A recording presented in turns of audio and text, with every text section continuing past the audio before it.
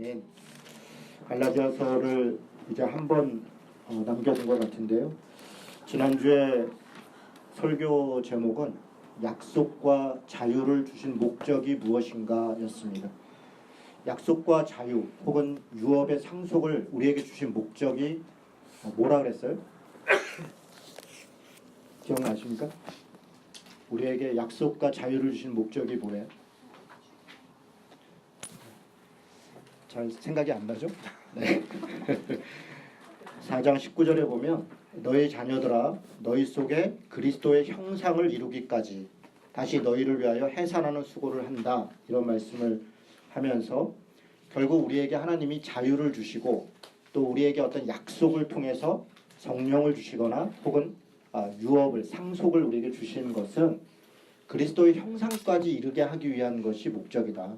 그러니까 그리스도를 닮도록 하는 것, 그리스도를 따르게 하는 것, 또 그리스도의 장성한 분량까지 우리가 이르게 하는 것, 사실 우리가 작은 예수로서의 삶을 살도록 하는 것, 그것이 우리의 신앙의 목적이고 우리에게 자유를 주신 목적이었다, 이렇게 말씀을 드렸어요. 그런데 우리는 그 자유를 때로는 방종의 수단으로 사용하거나 죄를 오히려 확산하는 혹은 죄를 짓는 일에 내 자유를 사용하는 거예요.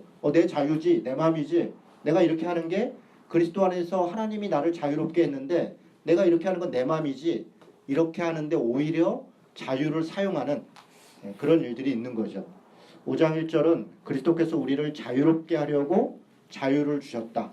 그러므로 굳건하게 서서 다시는 종의 멍에를 매지 말아라, 이렇게 얘기합니다. 사실은 우리 마음대로 우리 뜻대로 내 욕망대로 사는 것이, 그것이 사실 종의 멍에를 매는 것이다, 이렇게 이야기하는 거예요. 물론 율법을 행하는 것, 율법을 지켜야만 구원받는다라고 하는 것도 종의 멍에를 매는 것이죠. 그 율법을 통해 자기가 죄인인 것들을 발견하는 것, 그래서 그 율법을 행하면 마치 내가 자유로운 자가 됐고 뭔가 구원받은 자인 것처럼 착각하는 것도 결국은 종이 되는 것이다. 그런 표현들을 합니다. 오늘은 2절부터 끝절까지 과연 자유가 무엇인가, 우리에게 자유를 준 것은 무엇인가에 대해서 좀 생각해 보려고 합니다. 그러면서 2절부터는 한 가지 예를 들어요. 그게 뭐냐면 할례예요. 할례. 여러분, 할례가 뭡니까? 할례에 대해서 제가 여러 번 아마 표현을 했었는데 여기 보면 12절에 보세요. 5장 12절에 보면 너희를 어지럽게 하는 자들은 스스로 베어버리기를 원하노라, 이렇게 되어 있는데 이 표현은 사실 굉장히 순화시켜 놓은 거예요. 원래는 그렇게 할례하는 것이 중요하냐? 그러면 아예 뿌리까지 잘라내라. 그러니까 표피를 자르는 것. 그러니까 할례가 뭐냐면 남성의 성기의 표피를 자르는 것이에요. 우리로 얘기하면 포경 수술을 하는 거죠. 그것을 통해서 하나님의 자녀라는 것의 일종의 증표로 사용을 했어요. 할례를 한 것과 할례를 하지 않는 것을 통해서 하나님께서 선택한 백성과 이방인을 구분하는 어떤 모습으로 사용한 것이죠. 사실은 그렇죠. 성기의 표피를 자른다는 것은 사람에게 있어서는 죽음을 각오하는 거예요. 굉장한 두려움 혹은 자신에게 가장 중요한 것을 내어놓는 어떤 상징적 행위이죠. 그것을 통해서 나는 하나님의 자녀이고 새롭게 태어났고 그렇게 산다라는 것을 어떤 면에서는 증명하는 그런 것이었죠. 그런데 지금 이 12절이 너희를 어지럽게 하는 자들은 스스로 베어버리기를 원하노라, 이렇게 말할 정도로 사실은 상징적이고 의미적이고 사실은 그 행위 자체가 중요한 게 아니라 그 의미가 중요한 것인데, 그 뜻이 중요한 것인데, 행위를 가지고 무엇을 구분하고 그것으로 누군가를 차별하고 그랬다면 그렇게 그게 중요하냐? 그렇다면 아예 뿌리까지 자르지 그랬냐? 왜 딸랑 피피만 잘라갖고 그거 가지고 뭐 대단하다고 얘기를 하냐? 이런 정도로 지금 바울이 격한 언어를 쓰고 있는 것이에요. 오늘 2절부터 다시 돌아와 보면 할례에 대하여 지금 뭐라고 얘기하냐면 지금 사도 바울이 굉장히 극단적 언어를 써요. 2절에 보니까 뭐라고 얘기해요? 그리스도께서 너희에게 아무 유익이 없다. 할례를 받으면, 이렇게 얘기해요. 그렇죠? 그렇다면 이걸 보면 할례 받지 말라는 거구나. 할례 받으면 그리스도 앞에서 아무 유익도 없고, 심지어는 뒤에 보면 4절에 율법 안에서 의롭다함을 얻으려 하는 너희는 그리스도 안에서 끊어지고 은혜에서 떨어진 자다. 이렇게까지 얘기하니까 할례를 행하면 그러면 안 되는가 보다. 그러니까 우리는 이제 늘 도하님은 뭐야? 뭘 어떤 것의 문제를 얘기하면 그럼 전혀 하지 말라는 거냐? 그럼 어떤 것에 또 장점을 얘기하면 그럼 뭐 이거를 그러니까 도하님은 뭐로? 자기를 증명하기를 원해요. 이게 인간이 가지고 있는 욕망이에요. 욕심이고 자기 중심성이에요. 나는 당신과 뭐가 달라. 그러기 위해서 나는 어떤 것을 행함으로 인해서 나는 이걸 행하니까 너와 달라. 그러니까 뭔가를 차별하고 뭔가를 구분하기 위하여 사실은 그 의미를 보지 않고 그 행위를 강조하는 거죠. 그게 율법이 가지고 있는 함정이에요. 여러분 사도 바울이 할례를 무시했습니까? 아니 전혀 그렇지 않아요. 사도 바울은 디모데에게 할례를 줄 정도로 할례 자체를 금지시킨 것이 아니에요. 할례에 대하여 할례를 금지하면 이게 그리스도인으로 되는 것이고 할례를 행하면 무슨 큰 문제가 있고 그런 것이 아니에요. 지금 여기 쓰고 있는 언어는 지금 이들이 그 할례를 가지고 할례한 사람들이 할례하지 않은 사람을 차별하고 또 배척하고 이방인이라고 마치 구원받지 않은 사람들을 취급하고 하니까 그렇게 행하는 것이야말로 하나님과 전혀 관계없는 것이다. 그들이야말로 그리스도로 이렇게 떨어질 것이다. 라고 이야기하고 있는 거예요. 여러분 이 6절에 보세요. 6절을 같이 한번 읽겠습니다. 자, 시작. 그리스도 예수 안에서는 할례나 무할례나 효력이 없으되 사랑으로서 역사하는 믿음뿐이니라. 그렇죠? 그리스도 예수 안에서는 할례 효력이 없다. 그럼 무할례? 무할례도 효력이 없다. 정말 중요한 건 뭐라고 얘기해요? 사랑으로 역사하는 믿음이다. 여러분 다시 한번 저를 보세요. 우리가 이제 저 같은 사람이 설교를 하면 많은 사람들이 이제 부자에 대하여 권력자에 대해서 명예를 있는 것에서 경계하는 설교를 제가 많이 하잖아요. 그러면 어떻게 생각하냐면 그럼 가난해야 되나 보다. 그리스도인들은 가난해야 되고 천해야 되고 명예도 없어야 되고 그러면 구원받나 보다. 이렇게 생각해요. 여러분 그러나 잘 생각해 보세요. 우리가 이런 노래가 있어요.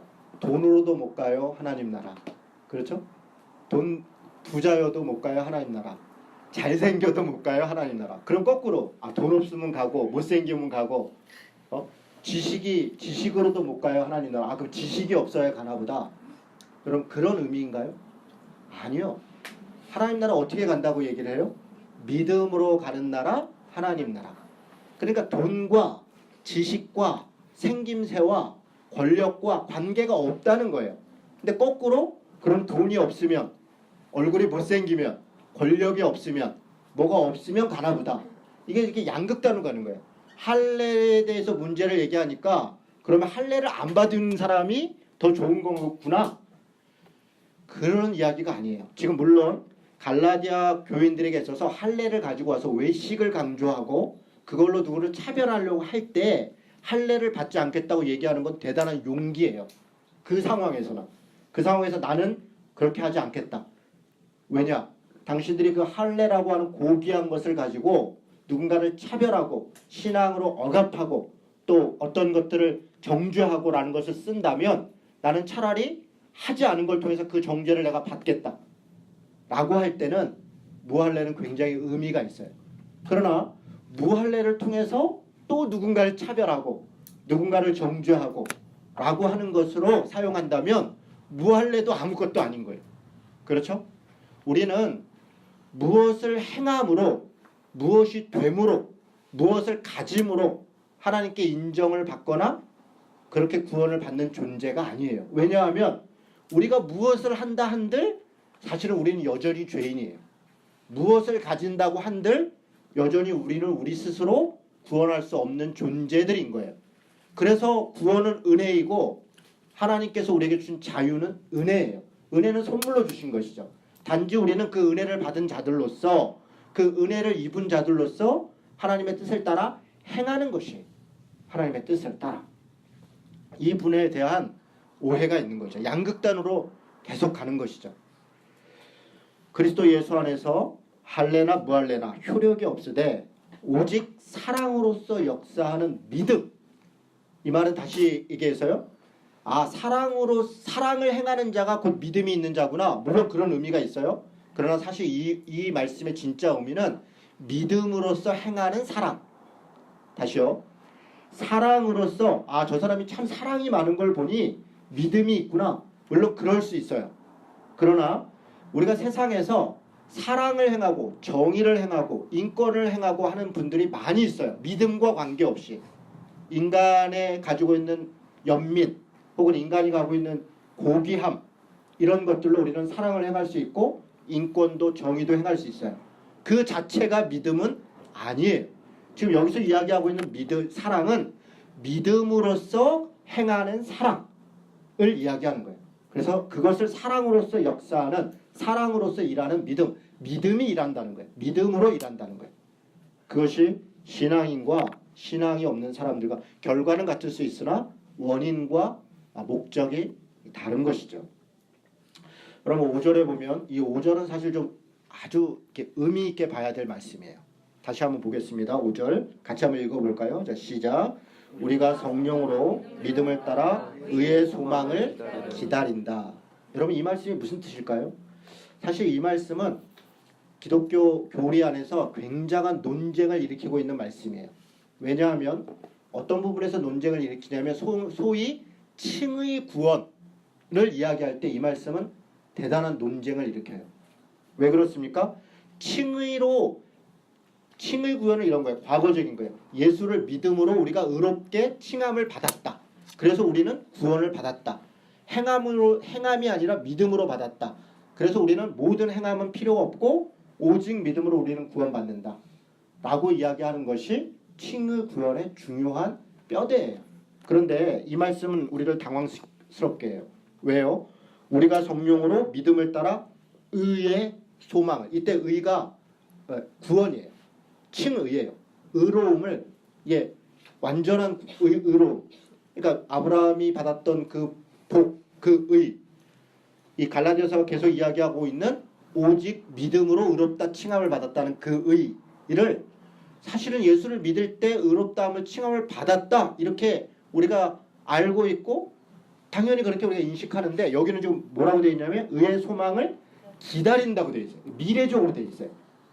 이게 우리를 당황스럽게 하는 거예요. 아니 우리가 칭의를 받았고 구원을 받았는데 무슨 의를 또 의로움을 소망으로 간절히 바람으로 기다릴까?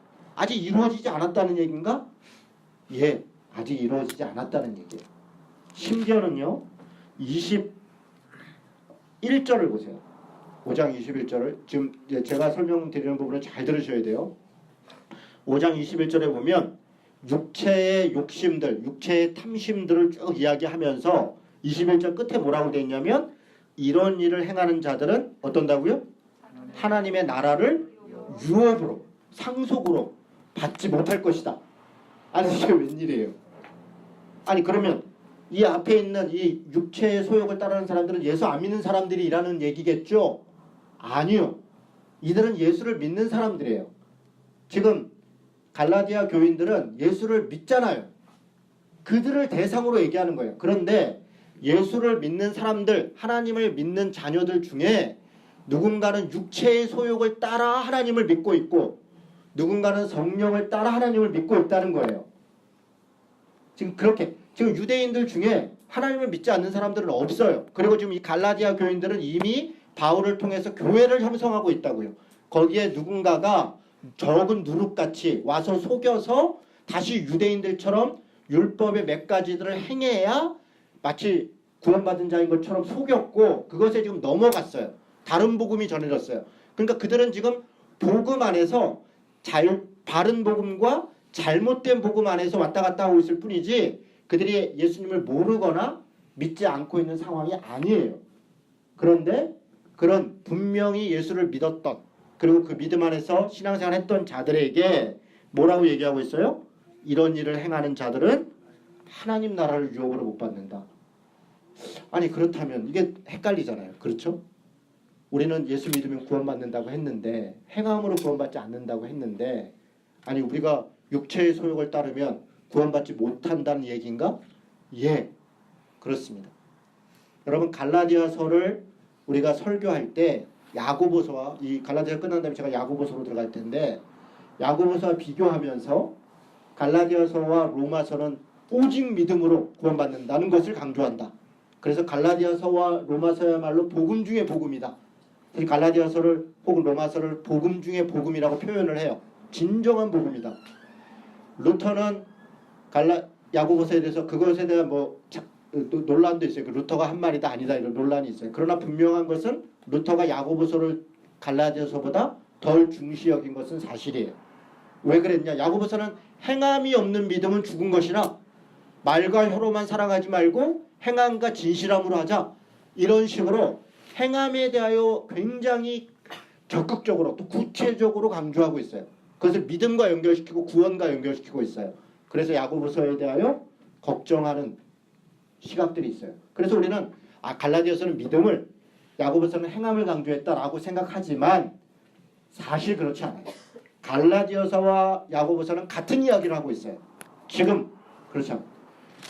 우리가 지금 4장까지는 물론 4장도 뒷부분 조금 달라지지만 1장부터 4장까지를 우리는 오직 믿음을 강조했다. 오직 믿음 안에서 할례도 아니고 제사도 아니고 어떤 절기도 아니고 오직 믿음으로 우리는 구원받는다라는 것을 누누이 강조했다면 분위기가 좀 달라져요. 그럼 뒤에 있는 5장, 6장은 도대체 무엇인가? 라고 생각해요. 그래서 많은 분들이 이런 설명을 시도해요. 이거는 일종의 보론이다. 그러니까 보충된 설명이다. 어떤 것에 대한 믿음을 강조했더니 방종으로 가더라.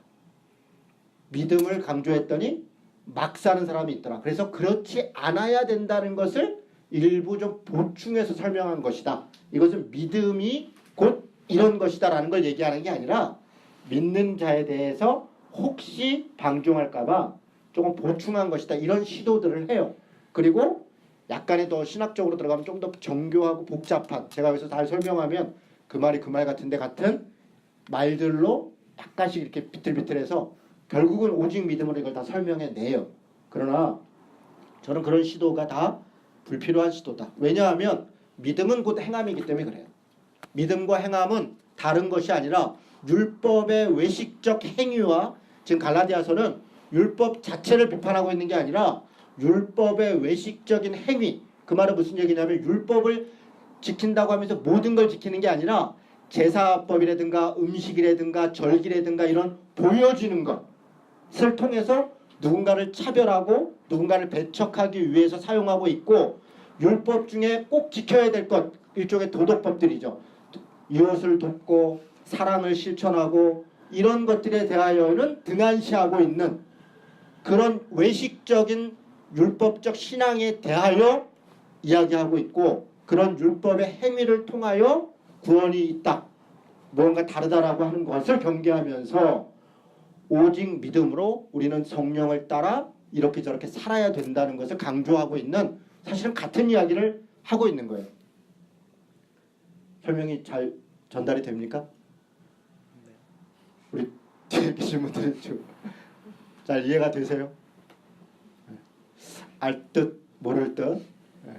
원래 이게 교리를 설명하는 게 그래요. 참 요 말이 그 말 같고 그 말이 요 말 같고, 이게 말로 해도 이렇게 헷갈리는데 글로 보면 오죽하겠어요. 제가 이 설교를 준비하면서 주석책을 3개를 봐요. 동시에 3개를 보면서 3가지 주석책을 보면서 여러 관점들을 이렇게 살펴보는데, 읽다 보면 정신이 깜빡 잃어요. 왜냐하면 그 말이 한 페이지를 읽었는데 그 말이 그 말 같고 그 말이 그 말 같은 거를 교묘하게 다시 보고, 차라리 성경을 보는 건 쉬워.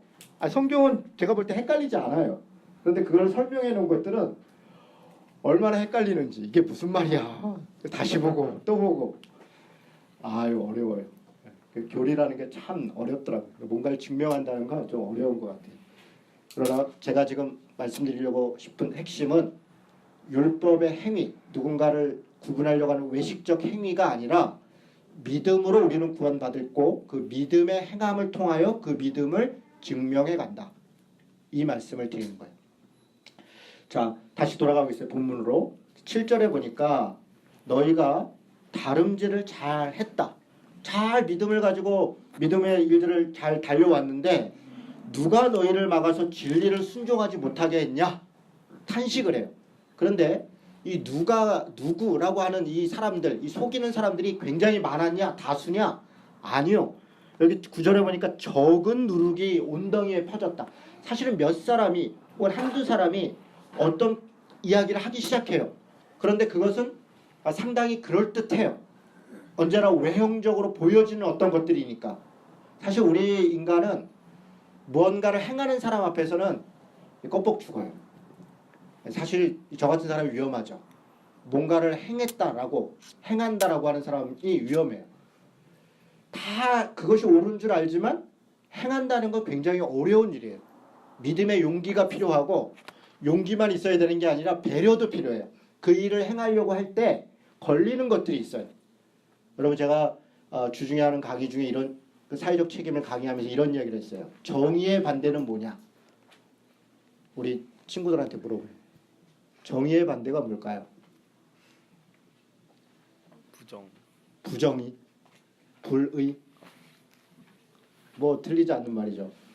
그런데 그게 정답이에요. 정의의 반대는 불의인데 살다 보면 뭘 깨닫게 되냐면 정의의 반대는 의리다, 관계다. 그러니까 왜 부정의하고 왜 불의하냐? 처음부터 불의를 하려고 하거나 부정의를 쫓으려는 사람은 사기꾼이거나 악당이거나 그야말로 나쁜 놈이에요. 그런데 많은 사람들이 왜 알면서도 혹은 모르는 척하고 불의를 행하는가? 관계 때문에 그래요. 의리 때문에. 내한테 가장 소중한 사람, 또 나와 굉장히 관계가 있는 사람에게 소래가 가거나 혹은 관계가 어려워지면 모른 척하게 돼요. 그래서 불의함과 부정의에 침묵하거나 함께 동조하게 돼요. 이게 어려운 일이에요. 이게 어려워요. 그래서 믿음으로 뭔가를 행한다는 것은 사실은 굉장히 어려워요. 왜냐하면 용기만 있으면 될 것 같은데 그래 믿음으로 까짓거 내가 나 희생하고 나 손해보고 하자. 여러분 예수님이 십자가를 지신 게 쉬웠을까요? 우리는 그 예수님의 십자가를 설명할 때 왜 어려웠냐를 설명할 때 너무 고통스러웠다. 그래서 예수님도 인간이니까 십자가형을 당할 때 너무 고통스럽잖아요. 그러니까 두려워서 하나님 나 이거 하고 싶지 않아요 라고 이야기했다라고 설명해요. 물론 그런 면도 있을 거예요. 누군들 그 고통과 그 죽음의 두려움을 이길 수 있겠어요. 그런데 저는 좀 다른 면도 좀 생각해 봐요. 단지 육체적으로 고통스러움만이 아니라 예수님을 따랐던 사람들이 있어요. 그 중에는 12제자를 한번 생각해 보세요. 12제자는 3년 전에 예수님을 만났는데 어느 정도로 따랐냐면 자기 가족을 버리고 따랐어요. 모든 걸 걸고 따랐어요. 예수님을 따랐어요. 예수님이 십자가에 달려 죽는다는 것은 이 12제자도 같이 죽는 거예요. 예수께서 정치적 범죄자로 지금 십자가에 죽잖아요. 그를 따르던 사람들은 발람군의 졸개들이에요. 그들이 왜 도망을 갔냐? 죽을까봐 도망을 간 거예요. 예수가 십자가에 달려 죽는 순간 그들도 그 자리에 있으면 잡혀서 사형당해요. 도망가는 거예요. 그러니까 예수님이 십자가에 달려 죽을 때 제자들이 얼마나 말렸겠어요. 아 형님 좀 왜 당신만 생각해? 왜 이렇게 이기적이에요? 우리도 생각해야지. 내가 다 버리고 당신을 따랐는데 아니 꼭 그렇게만 해야 돼요? 좀 다른 방법은 없어? 좀 참고 다음에 좀 힘을 길러서 때를 기다리면 안 돼요? 이런 이야기를 하게 되죠. 그 사람들은 예수님을 위한다고 말하지만 실상은 자기들도 두려운 거죠. 나도 죽어. 나만 죽는 게 아니라 내 가족도 죽어. 예수님의 가족과 그 나사렛 사람들이 예수님을 찾아와서 예수님을 말려요. 예수님이 듣지 않으니까 벼랑에서 떨어뜨려 죽이려고 그랬어요. 왜 그래요? 예수를 죽이지 않으면 마을이 다 죽어. 나사렛이라는 마을은 300여 명 정도 사는 그런 작은 마을이에요. 거기에 발람군 수계가 나온 거예요. 로마 입장에서는 혹은 헤로당 입장에서는 나사렛 하나 그냥 싹 지도상에서 없애는 건 일도 아니에요. 2살 이하의 어린아이들을 다 죽였던 거 아니에요. 헤롯이. 그런 정도로 잔인했던 권력을 위해 뭐든지 했던 사람이 나사렛 하나 없애는 게 뭐 일이겠어요. 그러니까 가족들 입장에서는 예수 하나 죽이는 걸로 마을 사람들을 살려야 된다는 명분이 있는 거예요. 정당성이 있는 거예요. 거꾸로 예수님 입장에서는 내가 십자가에 달려 죽는다는 것은 나만 죽는 게 아니라 나사렛에 있는 모든 가족을 죽이는 것이고 나를 따르고 있는 12제자와 또 여러 함께 했던 사람들을 죽이는 거예요. 그 속에서 예수님은 갈등하는 거예요. 단지 십자가의 고통의 두려움이 아니라 그 관계의 딜레마. 이 가운데에서 정말 이 길이 옳은 것인가? 잘 모르겠다. 판단할 수 없는 거예요. 누군들 거기서 이것이 옳다라고 판단할 수 있겠어요? 아무도 그렇게 할 수 없을 거예요. 예수님은 절규하는 거죠. 나는 이걸 할 수 없습니다. 그런데 예수님의 훌륭한 점이 예수님이 예수님인 점은 나는 할 수 없습니다 라고 하지만 끝에 그러나 내 뜻대로 마옵시고 아버지의 뜻대로 되기를 원합니다. 그러면서 마지막 결정을, 마지막 순종을, 그 모든 사람들의 생명을 하나님께 맡기고, 내가 할 수 없으니까 하나님께 맡기고 그 결과를 맡기고 나는 내 길을 내가 감당해야 될 길을 간 거예요. 그 사람들이 죽으면 어떡하고 저 사람들이 죽으면 그것은 하나님께 맡기는 거예요. 하나님이 도와주시기를 기도하고 그리고 갔던 거. 그게 믿음의 용기만 있다고 되는 게 아니라 사람에 대한 배려와 관계를 뛰어넘어야 되는 고통이 있는 거예요. 그래서 어려운 거죠. 오늘 그런 이야기를 하는 것이 적은 무리들이 와서 이야기를 할 때 그런 이런저런 관계 속에서 과연 어떻게 할 것인가? 1명, 2명, 3명 무언가를 결정할 때 또 그 가족들에 대한 위협이 실질적 위협이 발생할 때 그런 것이 사도 바울은 단호하게 처신하죠. 베드로와의 관계 또 갈라디아 교인들과의 관계 이런 모든 관계보다 더 중요한 것은 복음이다. 왜냐하면 그 복음이야말로 그 믿음이야말로 결과적으로 사람들을 살릴 거라는 것을 확신하거든요. 이게 믿음이에요. 예수님께서 내 뜻대로 마옵시고 하나님의 뜻대로 되기를 원합니다 라고 하는 것은 무책임한 선언이 아니라 온전한 믿음이에요. 그 믿음이 그들을 살릴 것이다. 그 믿음이 하나님이 역사를 주관하고 있고 결국 그 믿음이 저들을 살릴 것이다 라고 하는 그 믿음이야말로 용기를 내게 하는 것이죠. 사도 바울이 베드로에 대해서 비난을 하고 어떤 부분에서 확신하고 갈라디아 교인들에 대하여서도 저주를 받을 것이라고 이야기를 하면서도 내가 지난주에 우리 보신 것처럼 내가 유모가 다시 자녀를 하듯이 내가 다시 해산하는 고통을 갖는 마음으로 다시 너희들에게 얘기하노니 다시 내가 열심을 내겠다. 다시 함께하겠다. 그들과 함께하기를 바라면서 그 믿음으로 살아야 산다 라고 하는 것을 설명하고 있는 거예요. 진정한 믿음의 길을 가고 오는 거죠. 10절에 보니까 나는 너희가 아무 다른 마음을 품지 아니할 줄을 주 안에서 확신한다. 그들이 비록 지금 배교했고 다른 길을 가고 있으나 그것이 자기들을 위한 이익이 아니라 무언가에 속았고 다시 돌아올 거를 나는 확신한다. 믿는다. 그러나 너희를 요동하게 하는 자는 누구든지 반드시 심판을 받을 것이다. 분리하는 거예요. 여러분 많은 사람들은 사실 약해요. 연약해요. 제가요 교회개혁 운동하다가 제 안에 지켜야 될 철칙이 하나 있어요. 여도순복음교회 조영길 목사님의 어떤 죄악에 대해서 이야기를 할 때 많은 분들이 저한테 거기 있는 부교육자들도 혹은 신자들도 공범이다. 왜 목사만 잘못이냐. 그걸 방치한 신자도 있고 그거를 따라간 부교육자들도 공범이다. 그래서 그것을 비난해야 된다. 이야기해요. 또 어떤 사람이 성범죄를 일으켰을 때 그 부인도 사실 이 가족이라는 게 여러 자녀도 있고 결국은 남편 편을 들거나 침묵하거나 해요. 그럴 때 그 가족들을 비난하려고 하는 이야기들이 있어요. 제가 손봉호 장로님께 배운 건데 일체 함께하는 사람들을 비난해서는 안 된다. 잘못된 그 사람에 대해서 책임 있는 자리에 있는 사람의 책임을 묻는 것이고 물론 다른 사람들이 잘못이 없는 건 아니에요. 그렇게 보면 일제시대에 친일 행적을 했던 사람만 잘못이 아니라 침묵했던 모두가 다 잘못인 거예요.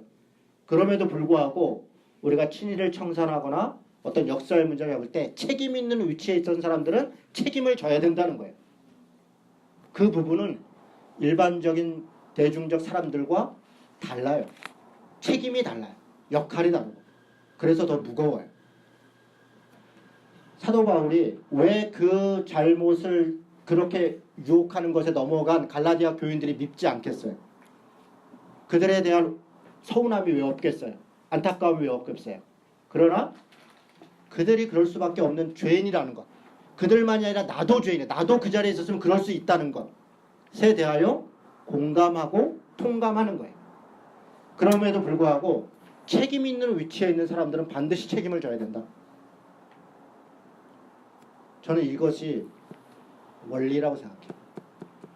그래서 때로는 목사에게 더 큰 책임을 물어야 하고, 또 대통령에게, 위정자에게, 때로 어떤 위치에 있는 사람에게 개인이라면 그렇게 하기에 좀 지나치다 싶을 정도의 책임을 물어야 돼요. 그 자리는 책임 있는 자리예요. 빌라도가 예수님을 십자가에 못 박으라고 할 때 손을 씻으면서 나는 잘못이 없다, 당신들이 요구했으니 당신들이 알아서 해라 라고 했지만 그 죄는 빌라도의 죄예요. 거기서 외쳤던 군중들의 죄가 아니라 빌라도의 죄. 왜? 빌라도는 그것을 그렇게 하지 않도록 해야 될 법적, 지휘적, 정치적 책임을 다 가지고 있는 자예요. 그런 자가 비겁하게 손을 딱 씻고 나는 잘못이 없습니다 라고 했으나 그 책임은 빌라도의 잘못이에요. 그래서 지금까지도 우리는 빌라도에게 핍박을 받아, 이렇게 빌라도에게 고난을 받아. 빌라도가 무슨 핍박을 했고 무슨 고난을 줬습니까? 그 많은 사람들이 빌라도를 압박하지 않았습니까? 그러나 그 죄는 책임 있는 자의 책임인 것이에요. 그래서 우리가 성경에서 뭐라고 얘기하면 많이 선생되려 하지 마라. 너희가 아버지로, 지도자로, 또 무슨 이렇게 칭함받기를 좋아하지 마라. 많이 맡은 자에게는 많이 요구할 것이고 많이 맞을 것이요. 여러분, 이 책임을 맡는다는 건 두려운 것이에요. 그래서 더 겸비해야 하는 것이고, 왜 그렇습니까? 우리가 죄인이기 때문에. 누구도 완전하지 않고 우리는 여전히 죄인이기 때문에, 여전히 죄 가운데 있다는 것을 알기 때문에, 그래서 무언가 책임을 맡는다는 것은 더 많은 성숙함과 더 많은 것에 대한 포기를 생각해야 되는 거예요. 내가 더 책임을 가지고 더 많이 갖게 되었구나. 그건 정말 어리석은 것이에요. 뭘 갖겠습니까, 사실. 제가 지난번에도 말씀드렸죠? 상급이라는 건 없다. 우리가 구원받는 것 이상의 무슨 상급이 있겠습니까? 사실은 더 많은 일을 한 사람이나 더 적은 일을 한 사람이나 구원받은 건 똑같아요. 더 많은 일을 했다고 해서 더 많은 상급을 받는 게 아니에요. 그런데 우리는 왜 더 많은 일을 해요? 더 많은 은혜를 받았기 때문에. 하나님이 이 땅에서 더 많은 죄인인 나를 더 많은 은혜로 구원했기 때문에 우리는 더 많은 일을 감당할 때 감사함으로 감당하는 것이에요. 그래서 상급을 바라고 하는 것이 아니라 더 큰 죄인인데 하나님이 더 많은 용서를 해주셨고, 그래서 우리에게 나를 더 많이 믿어줬고, 그래서 우리는 더 많은 일을 책임 맡기신다면 감당하는 것이죠. 11절에 보니까 형제들아 내가 지금까지 할례를 전한다면 어찌하여 지금까지 박해를 받았을까? 바울 얘기해요. 내가 뭐 관계의 딜레마 이런 거 오케이 같이 그냥 뭐 그래 할례도 나쁜 거 아니야. 실제로 할례를 나쁘게 생각하지 않았잖아요. 그래서 그냥 같이 동조했다면 내가 왜 박해를 받았겠냐? 그리하였으면 십자가의 걸림돌이 제거되었을 것이다. 너희를 어지럽게 하는 자들은 스스로 베어버려라. 이 극단적인 언어를 쓰는 것이죠. 13절부터는 형제들아 너희가 자유를 위하여 부르심을 입었으나 그러나 그 자유로 육체의 지혜를 삼지 말고 오직 사랑으로 서로 종노릇하라. 여러분 이 말씀은요 5장 1절을 그대로 사실 뒤집는 거예요. 인용하면서 똑같이 단어를 쓰면서 5장 1절을 다시 보겠습니다. 뭐라고 그랬어요? 우리를 자유롭게 하려고 자유를 주셨어요. 그래서 어떻게 하라래요? 종의 멍에를 베지 말래요.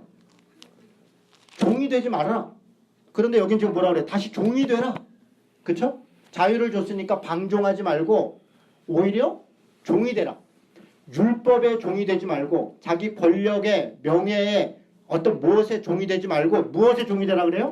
사랑으로서 서로의 종이 되어라. 이것은 종이 돼야 돼요. 노예가 돼야 돼요. 노예는 누가복음에 정확하게 얘기하고 있어요. 여러분 종이 무엇이냐를 누가복음이 뭐라고 설명하냐면 노예는 종은 하루 종일 일을 했어요. 그리고 저녁에 딱 들어왔어요. 일하고. 그런데 주인이 들어왔어요. 그 주인의 밥상을 또 차려줘야 돼. 그리고서는 옆에 서 있어. 언제까지 서 있냐? 주인이 밥 먹으라 그럴 때까지 서 있어. 밥 먹으라 그러면 밥을 먹어요. 먹지 말라면 또 그냥 하루 종일 일했는데 그냥 서 있어. 그게 종이다. 이렇게 얘기했어요. 무익한 자다. 나 오늘 하루 종일 일했잖아요. 내가 뭔가를 생산했잖아요. 내가 당신 먹을 걸 만들었잖아요. 그거 아무것도 아니고. 신분이 노예. 그 당연한 것. 종은 당연한 것. 그리고 밥을 먹어라, 쉬어라, 뭔가를 하는 것은 은혜, 감사한 것. 당연한 게 아니라 혜택을 준 것. 이게 종이래요. 굉장히 억울하죠. 뭐야 이게. 옛날 시대를 비유하면서 얘기하는 거예요. 그걸 정당하다, 노예제를 정당하다 얘기하는 게 아니라 그 시대에 이제 그런 것을 가지고 비유해서 얘기하는 것이죠. 이게 종이라는 거예요. 여러분 서로에게 종로 탄다는 게 무엇인가? 마태복음 7장 12절을 보겠습니다. 마태복음 7장 12절.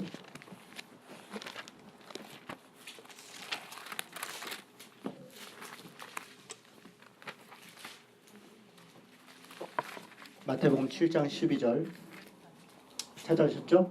찾으셨죠? 같이 한번 읽겠습니다. 같이 읽습니다. 자, 시작. 그러므로 무엇이든지 남에게 대접을 받고자 하는 대로 너희도 남을 대접하라. 이것이 율법이요 선지자니라. 이것이 율법이요 선지자니라. 여러분 갈라디아서에 보면 사랑을 행하는 것 그것이 곧 율법이다. 이 한 말씀 이웃을 사랑하라는 것에 모든 율법이 들었느니라. 좀 이따 이제 갈라디아 5장에 있어요. 그러니까 사랑을 행하는 게 율법이다 이렇게 얘기해요. 근데 여기 똑같이 뭐가 율법이라 그러냐면 그 사랑이 뭐냐? 남에게 대접을 받고자 하는 대로 너희도 남을 대접하라. 참 이게 놀라운 선언이에요. 그러니까 모든 철학과 역사는 역지사지에 대하여 다 진짜 완전한 철학이라고 그래요. 입장을 바꿔서 생각해라. 그런데 이 말씀은 그걸 뛰어넘어요. 입장을 바꿔 생각하는 정도가 아니라 저 사람이 나한테 해주기를 바라는 대로 그렇게 행해줘라 먼저. 야, 이게 가능할까요? 제가 일주일 내내 이 말씀을 고민하고 또 생각해 보는데 이제 어떤 사람을 생각해 보는 거예요. 예를 들어 뭐 제 아내를 생각해 아내가 나한테 이렇게 해주기를 바라는 대로 바라지 말고 내가 그렇게 해줘. 그러면 싸움이 있겠어요? 싸움이 없죠. 그러면. 근데 우리는 늘 바라는 거잖아. 저 사람 왜 나한테 이렇게 안 해줘? 왜 말을 이렇게 안 해? 왜 이걸 이렇게 안 해줘? 그것 때문에 서운하잖아요. 그러니까 내 입장에서 서운한 거잖아요. 그런데 그렇게 해주길 바라는 대로 네가 해줘. 어렵더라고요. 아이들한테도. 아빠한테 갔다 왔으면 아빠한테 아빠 저 다녀왔어요 이렇게 인사하기를 내가 바라면 내가 먼저 나가서 왔냐? 바라는 대로 내가 먼저 해줘. 그러면 되잖아요. 그럼 서운하지 않잖아. 어디 갔다 오면 내다 봤냐 안 봤냐 묻지 않고 그냥 문 열고서 아빠 왔다 내가 인사를 해 그냥. 그러면 되잖아요.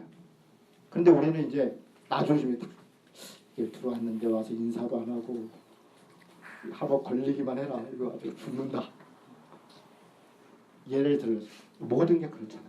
나 중심에서 벗어나지 못하니까 여전히 우리는 서운하고 비교하고 죄악 가운데 있고 사랑으로 서로 종로로 되라.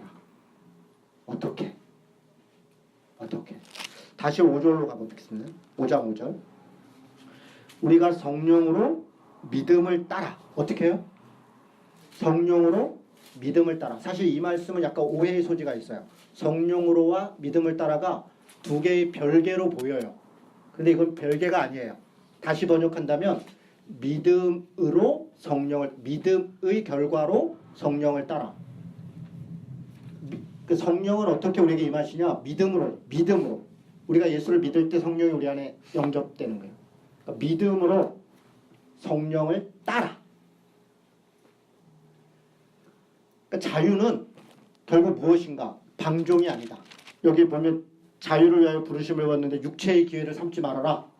그러면 자유는 무엇이냐? 자유는 믿음을 따라 성령으로 행하는 사랑.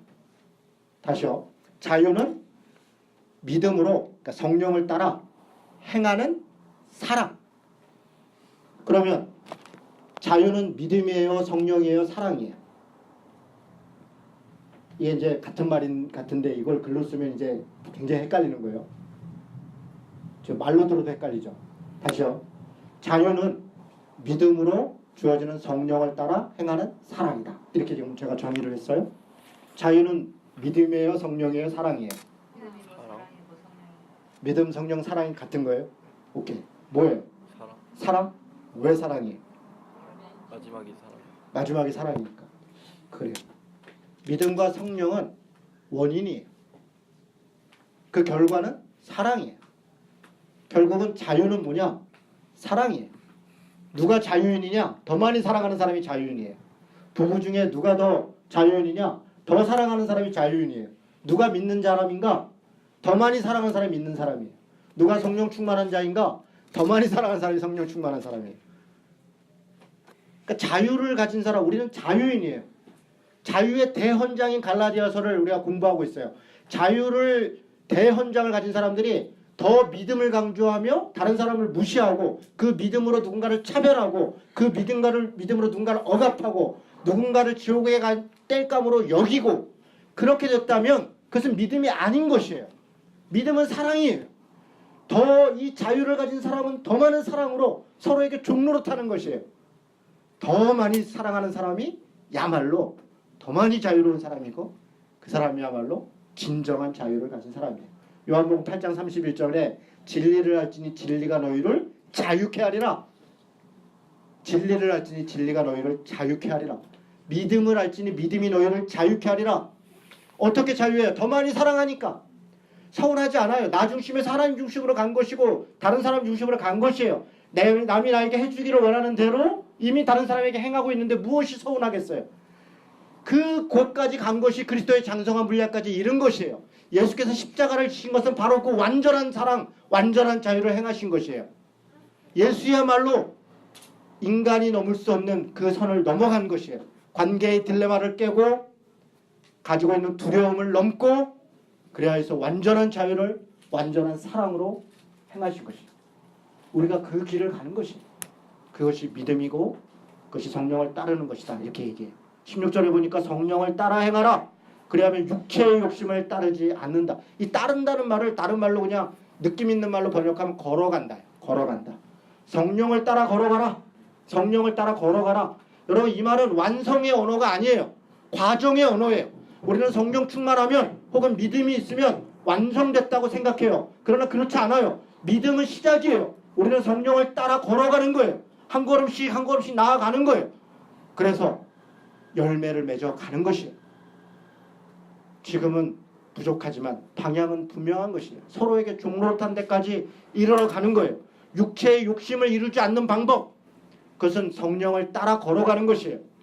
육체의 소욕은 성령을 거스리고 성령은 육체를 거스리라니 이 둘이 서로 대적함으로 너희가 원하는 것을 하지 못하게 하려 함이니라. 너희가 만일 성령의 인도하시는 바가 되면 율법 아래 있지 아니하니라. 율법의 일은, 육체의 일은 분명하다. 이때 분명하다는 말은 익히 알고 있다. 다 알고 있는 거예요. 이런 일들을 행하는 것을 좋아할 사람이 아무도 없어요. 다 이것은 잘못됐다고 알고 있어요. 음행과 더러운 것과 호색과 우상숭배와 주술과 원수 맺는 것과 분쟁과 시기와 분냄과 당짓는 것과 분열과 이단과 투기와 술취함과 방탕함.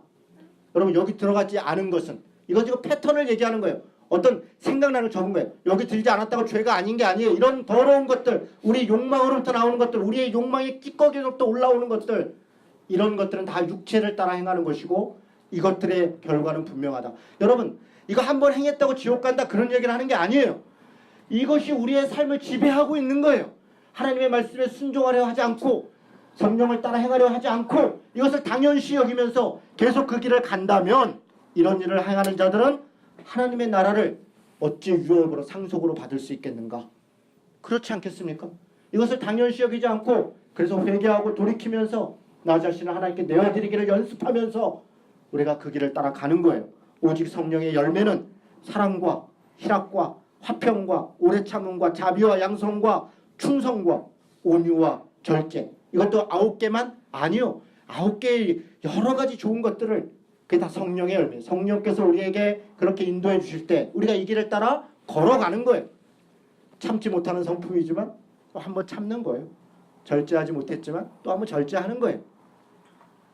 그렇게 한 걸음 한 걸음 나아갈 때 이런 것을 누가 어떤 율법이 이것을 금지하겠는가?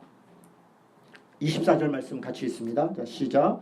그리스도 예수의 사람들은 육체와 함께 그 정욕과 탐심을 십자가에 못 박았느니라. 이미 우리는 새로운 피조물로 정욕과 탐심을 십자가에 못 박았느니라. 우리가 친히 의롭다 여김을 받았다는 것은 그냥 관념적으로 우리가 의로운 존재가 되었다, 우리가 구원받은 존재가 되었다, 그렇게 관념적으로 선언되는 것이 아니라 실제적으로 우리의 욕심과 탐심이 십자가에 그 순간 못 박은 거예요. 거기서 출발된 거예요. 십자가에 못 박았어요. 그리고 우리는 새로운 존재로, 비록 여전히 우리는 죄 가운데 있으나 탐욕과 욕심이 우리의 방향이 아니라 사랑과 성령을 따라 행함이 우리의 방향인 것이에요. 여러분, 날마다 이 말씀을 우리가 다시 생각해야 돼요. 나는 십자가에 내 탐욕과 욕심을 못 박았다. 나는 새로운 피조물이다. 성령이여, 성령님, 나를 도와주옵소서. 나를 인도해 주옵소서. 나를 이끌어 주옵소서. 우리의 기도는 그렇게 되는 것이죠. 만약 우리가 성령으로 살면 또한 성령으로 행할지니 헛된 영광을 구하여, 이 세상의 탐욕과 욕심을 구하여 서로 노엽게, 이 노엽다는 말은 경쟁한다는 거예요. 우월감에서. 왜 노엽게 해요? 경쟁심에 의해서 뭔가를 가진 사람이 없는 사람을 노엽게 하는 거예요. 자기가 뭔가 이루었다고 착각하는 거예요. 서로 노엽게 하거나 투기하는 것은 이건 탐심이에요. 열등감이에요. 뭔가를 갖지 않아도 비교의식 속에서 투기하는 거예요. 저 별것도 아닌 것 같은 사람이 왜 저렇게 가졌지? 왜 저런 나쁜 놈이 더 잘 됐지? 이런 투기심, 열등감, 비교의식, 이것에 빠져 있는 거예요. 이게 다 우리의 십자가에 못 박지 못한 탐욕과 욕심이에요. 성령을 따르는 것은 물과 같은 거예요. 주변에 의해서 움직이는 거예요. 자존감을 가지고 나는 나다. 비교와 열등감에, 자만심에 빠지지 않고, 누가 뭘 샀대 배 아프지 않고 진심으로 축하해줘. 우는 자와 함께 울 뿐 아니라 기뻐하는 자와 함께 또 함께 진심으로 기뻐해 줄 수 있는 것, 그 경지까지 간다는 게 얼마나 어려워요. 우리 인간이 그렇잖아요. 그러나 누군가가 잘 됐어. 그러면 내 자식은 이번에 대학 떨어졌는데 저놈은 무슨 스카이를 갔대. 그러면 막 배가 아프는 게 아니라 진심으로 얼마나 잘 됐니? 정말 너무 잘 됐다. 이렇게 진심으로 그가 내가 잘된 것을 기뻐해 주기를 바라는 것처럼 내가 그의 잘됨에 대하여 기뻐해 주는 거야. 정말 잘 됐다. 그리고 그가 슬픔에 있는 것을 내 슬픔처럼 똑같이 슬퍼해 주는 거예요. 그것이 믿음이고, 그것이 사랑이고, 그것이 성령을 따라 사는 것이다. 그렇게 선언하는 것입니다. 다음 주에는 마지막으로 조금 더 성령을 따라 사는 것이 무엇인가에 대하여 이야기하고 갈라디아서를 마치려고 합니다. 사랑하는 성도 여러분, 자유인으로 삽시다. 자유인으로.